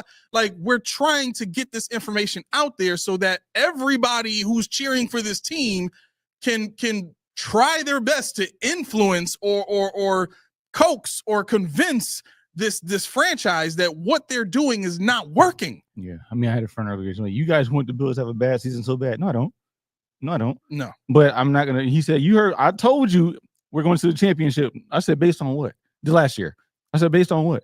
What was that based on? You lost your best wide receiver. You lost this. You didn't have that. You missed that. What was that based on? Just a feeling." But see, that's the fandom. That's the fandom, and that's fine. That's fine.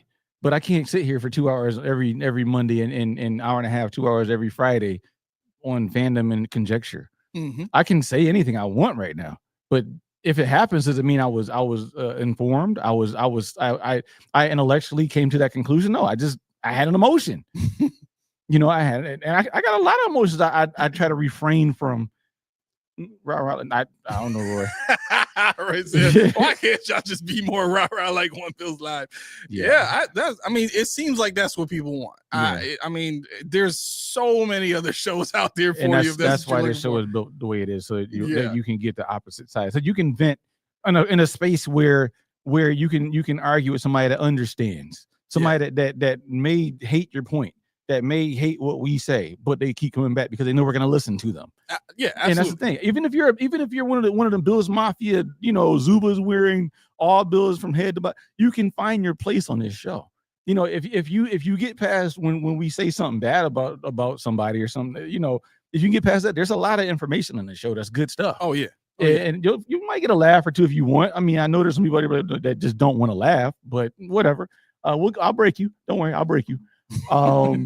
Yeah. Steve says no. No, McDermott still in a contender. No, Josh, we're maybe a wild card. So what is McDermott but an unnecessary accessory that is taking away from the focus of a masterpiece? Listen, if there was any season built to be a masterpiece, this is it. But here's the kicker. If the Bills do win the Super Bowl this season, you know what the narrative is going to be? Yeah. They needed the stars to align to do it. Yep. They needed to have the easiest schedule of any playoff team from last year to do it. Mm-hmm. I mean, I'm going to the parade. Hey, don't get me wrong, but we are going to have to contend with that with everybody that's going to hate on the Bills. And you know what's crazy about it? We're going to say, "Oh, y'all just hating." But is it wrong though? No, I mean, firsthand knowledge. I know what it feels like when the Nuggets won, when they win a championship. Asterisk. You play Miami. I'm like, I don't really care. And everybody's like, your team's not good. I'm like, I don't really care, because my team is in it, and you're not going to tear me off this pedestal. I've been through it all with the Bills. I've been through it. I've seen it all. I've done it all, and it's like we finally got our moment. You're not taking this from me, and I would never take from anybody in this chat. Anybody who's watching this show, I would never take it from you.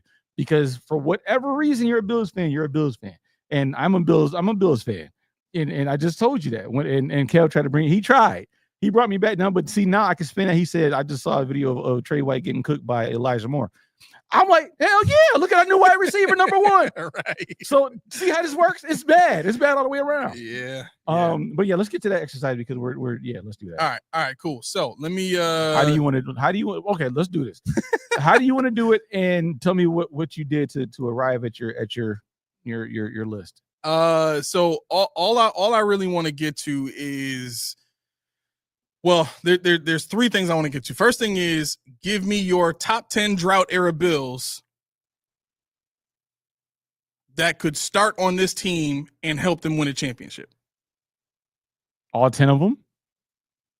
It could be any 10 from what was the years I picked? From I think it was from 2001 to 2016. All right, I didn't do it that way, but I will. I give you the top 10 drought era Bills. All right, hold on a second. And I will give you the one that I think would make it and make a difference on this team. And then whatever happens after that, we can go forth. Okay. Is that too loud? It might be a little loud. Yeah, it's a little loud. Okay. Yeah, that's much better.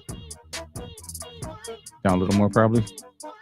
Well, it's going to be louder to us than it is to them. But you guys let me know if y'all can hear the music. Is it too loud? Blah, blah, blah. It's hard to hear both sides unless I'm doing some playback around here, which is not good for audio. Okay, but go ahead. Top 10 drought era Bills that could start on this year's team and help them win a championship. I don't have 10. I got one. You got one? Well, the reason why I said it is because when you text me, you said just one, so I didn't think about it. No. So what I was gonna say is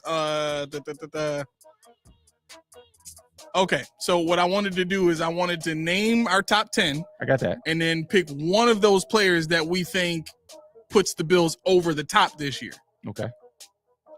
You want to go first then? Sure. Okay. Yeah. So, all right. So for me, my number one is always my number one. It's gonna be my number one, no matter whose favorite year it is. It's Eric. Taylor. It's Eric Moulds.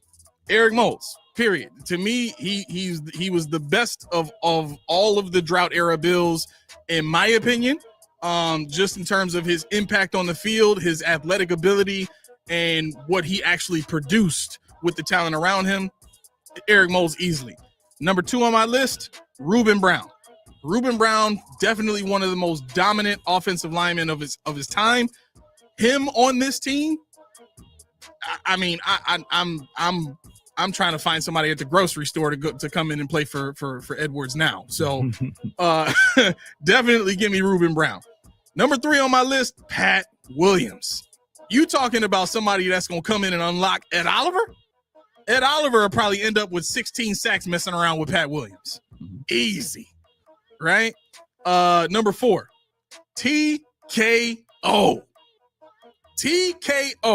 I don't care what position, strong, middle, weak side. You put this man at any linebacker spot, he racking it up. And you ain't getting no running backs past the line with him. This man could take on blocks. This man could blitz. This man was good in coverage. You can, every aspect of the game, everything that you needed a linebacker to be able to do, he did it at an elite level. And he was a beast on top of that, athletically. Next on my list, Jason Peters. Jason Peters, in my opinion, was by far the best thing to ever happen to the Bills during the drought. Getting a tight end to come in and be an all-star, all-pro left tackle, one of the highest paid positions at the time, that to me was huge, right? But past all that, if you were to add a guy like Jason Peters onto this team, I'm putting him at left tackle, I'm putting Deion Dawkins at guard, and I'm sorry, this easily becomes the best offensive line in the NFL. You put Peters next to Dawkins, I mean, McGovern is not going to need to do anything. Just snap the ball and get out the way. Like, you, and then you got Cybo and Spence on the other side. Man, come on, man. Come on, man. Cook could probably go off for 2,000 yards with an offensive line like that. Number 6 on my list, Marshawn Lynch. Beast mode, even in this offense. With our head coach wanting to run the ball so much, having a guy like that can grind it down or can also take it to the house for one, we need that. Number 7 on my list, Stevie Johnson. I actually think Stevie Johnson probably fits this offense more than any of these players that I have on here. I think I only hit the only 3 offensive players that I have is Peters. No, 4. I'm sorry. Stevie, Lynch, Peters, and Molds. Oh, I'm sorry. Ruben Brown too. But Stevie, of all these players, I think fits the offense the most because of the type of offense they play, that more West Coast style, side to side, creating space and separation. I think Stevie Johnson is definitely one of those guys that can open up quickly for Josh and understands positioning and leverage and all that kind of stuff at the receiver position to be enough of a playmaker to go off for 1,000 yards. I think he would still be a 1,000 yard per season receiver in this offense. Number 8 on my list, Mario Williams, primarily because of his athleticism and his ability to get double-digit sacks. He did it most of his career, bar injury, and he was just consistent. You know, having a guy like that across from Rousseau, I don't doubt that this defensive line, regardless of whatever you did at One Tech, would still be successful. Number 9 on my list, I thought this was interesting, and I want your thoughts on this. I picked Marcus Stroud. For Marcus Stroud's ability as a pass rusher and his ability to be great in the run, I think he's probably more along the lines of what the Bills are hoping TJ Sanders ends up being. Marcus Stroud was one of the most underrated Bills, probably because he was on the downturn of his career when he came here. He gave us like 2 really good seasons, and then after that, it was like, you know, all right, you know, this is pretty much it. But I strongly believe if Marcus Stroud was in his prime on this team, instant success. And then last but not least, I picked London Fletcher, another one of those guys, very consistent, played out, you know, could play any position at the linebacking core, didn't really have injury issues all like that, and he was a playmaker on top of that. Great in coverage, great against the run, all that kind of stuff. Smaller guy, so I mean, he definitely would have been somebody that Sean would look at and feel like could fit the defensive scheme too. So these are the guys that I think fit. Now to the exercise portion of this, right? I hate you so much. Go ahead. the one guy that I would pick from this list that I think puts this team over the top instantly, I'm sorry, it's Eric Moulds. Easily. It's Eric Moulds. Easily. If you give Josh a number 1 threat on the outside that creates space for Khalil Shakir, that creates space for Dalton Kincaid up the seam, and you can throw anywhere on the field because the defense can't just lock down on the seam. They can't just lock down on the outside. There's no space on the field that the defense can ignore, which means the defense has to play honest. Now you're talking about a defense that has to play man. And if a defense has to play man, what does that do for Josh? He can just take off.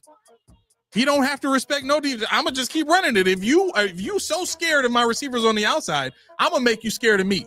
And guess what that's gonna do? That's gonna open it up for molds. It becomes a you damned if you do, damned if you don't type of deal. That's the offense that I want. I want that on defense too, but I want Josh to have all of the advantages. I don't care what advantages the defense has. We've seen plenty of teams win a Super Bowl without having a great defense. Get Josh what he needs. So that's the exercise that I wanted to do. Yeah. To answer a question, Laura's got one right before I was going to answer it. Yes, it's for the drought, Walter. And why didn't we keep Jason Peters? We didn't because he refused to sign here. That's why we didn't keep Jason Peters. Oh, yeah. We didn't want to pay him what he wanted. He wanted more money. We didn't want to pay him that amount. Yeah, it was astronomical. He really just didn't want to be in Buffalo. That's really what it boiled down to. Yep. Crazy part though is he ended up getting close to that amount in Philly. Yeah, like as I said, he just didn't want to be here. Yeah. That's really what it was. So I did it a little differently. Obviously, I didn't do the top 10. I'm going to try to muddle through that. Okay. I'll try to muddle through that piece. But this is what I did. I went on. These are my parameters. Okay, before anybody bites my head off. Importance to me is nil because let's face it. When you think, who cares who the best player is? Okay, so it's of course it's popularities kind of, but you can't say, oh, he wasn't a Pro Bowler, so he's not on the list. Because the players they just weren't. If there were more of them, we wouldn't have this conversation. Exactly. Let's see. The list is based on the most impactful players of the time period. I couldn't add anyone whose best years were before or after the Bills. I didn't want to add anybody that was past their prime when they were in Buffalo. Okay.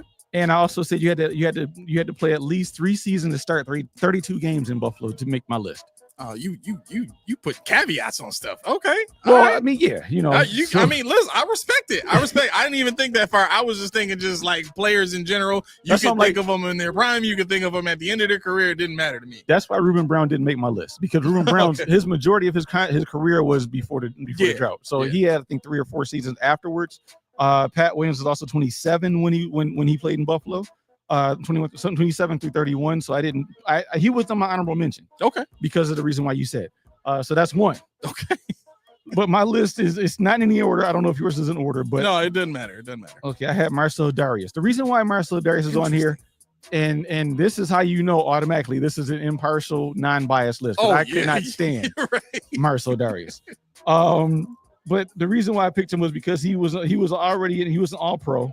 And he made 2 Pro Bowls in Buffalo and during the drought. Okay. The only other players who are also 2, 3, 4 on my list to make an all-pro: Mario Williams, Takeo Spikes, and Brian Moorman. Oh, snap. You gonna put the punter on this team? He was the most important player on our team for how many years? How many years was he the most important player on our team? The punters are important. Like I said, I love it. Go for yours, bro. See, like I said, this is why I said I hate you so much because my list is gonna make no sense. What? Like, this is a clear indicator of how we play Madden right now. For me, it's like I wasn't concerned about time frames of when players played. Like the entirety of all of it is we're taking players from back in time and bringing them to the future. Right. So that means all bets are off in terms of rules in general. To be fair, he didn't tell me all 10 had to make this team. So that's the part. Where I didn't get that part of the text. Okay, all right, fair enough. But I'm sorry. And I sat there for 2 hours doing this. Come on now. Okay, so in no particular order because there was no accolades. These are just guys that I when I think about Bills during the drought, I think about Ryan Fitzpatrick. That's somebody that definitely you got to have. He got T-shirts with Fitzmagic, beard to beard, all these monikers and stuff like that. Oh, see, so we should have known Mormon was going to end up on this list. Laura said Keys also put T-Bass on his list. I did. You're right. Wow. We should have known a foot was going to be involved somewhere. Right. And probably we can't put Scott Norwood anywhere because we just can't. Let's see. Who else do I have? I have Jerry Hughes. Jerry Hughes was a cornerstone in Buffalo. He was an afterthought. He was like what we talked about with regards to Levi Wallace and Christian Benford. He was a guy that came to Buffalo for who? Who they trade for? trivia question. Put it in the comments. But he actually came to Buffalo and was a mainstay for 9 years, unblockable. They said they tell him go home. You can't come to training camp because we got to practice our blocking scheme. Wait, who is this? Jerry Hughes. Oh yeah.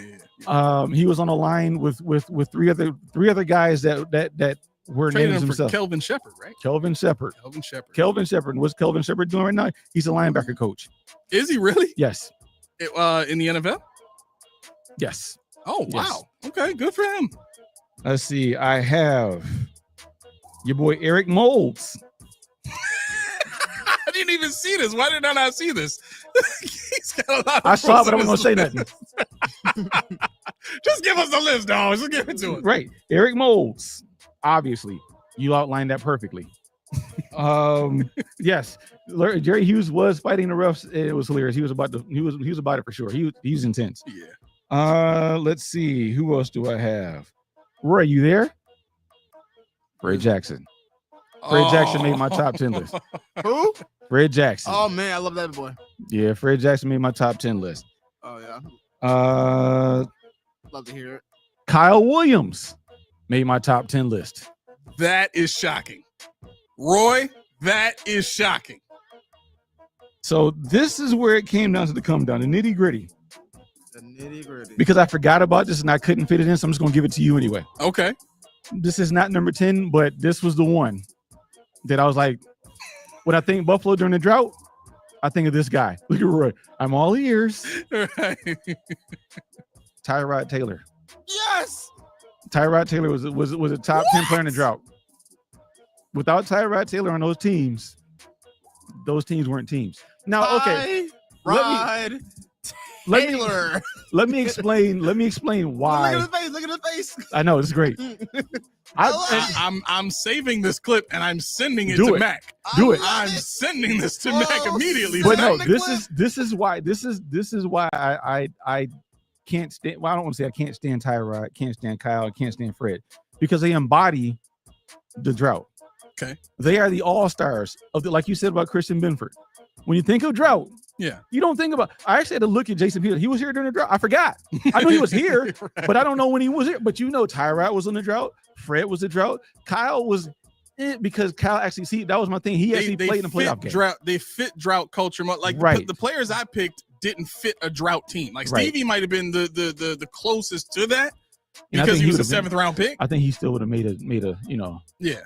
But I think when you think about those guys, those were the guys that were like, just win one for them. And I hate that. Win one for Buffalo. Win one for your team. Win one for your teammates. So that's why when they're like, MVP for I don't care about none of that because I want the team to be boosted, hoisted up.